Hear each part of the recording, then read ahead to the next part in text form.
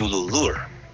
Hari ini kita bahas isu yang kelihatannya adem, tapi dampaknya panjang dan strategis.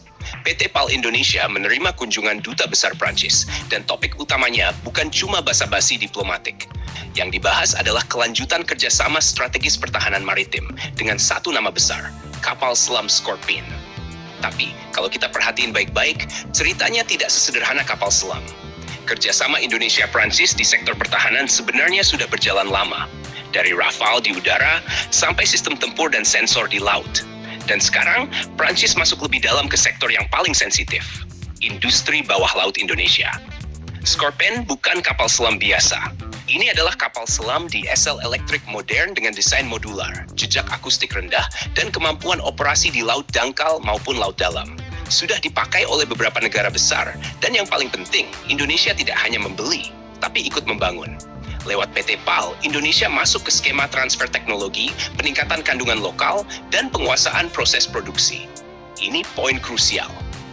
Banyak negara punya kapal selam, tapi sangat sedikit yang benar-benar diajak masuk ke dapur industrinya. Kunjungan Duta Besar Prancis ini menjadi penanda bahwa proyek Scorpene tidak berhenti di atas kertas. Yang dibahas adalah keberlanjutan, kesiapan industri nasional, dan bahkan persiapan kunjungan Menteri Pertahanan Prancis. Bahasa diplomatiknya halus, tapi maknanya tegas. Proyek ini dijaga ritmenya.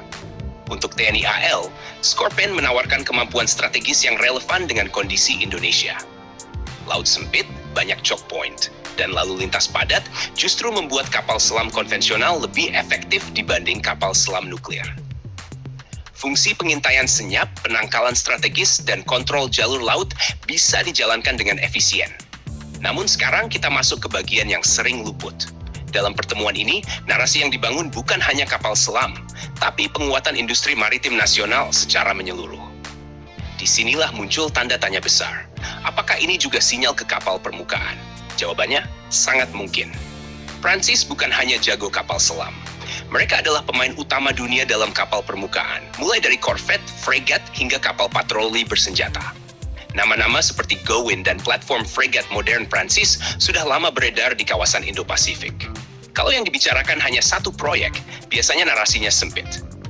Tapi yang muncul justru istilah kolaborasi strategis jangka panjang industri maritim. Ini bahasa yang sangat jarang dipakai kalau tujuannya cuma satu platform. Secara industri, ini juga masuk akal. Kapal selam mahal, kompleks, dan interval produksinya panjang. Untuk menjaga kesinambungan galangan, dibutuhkan proyek lain yang lebih reguler.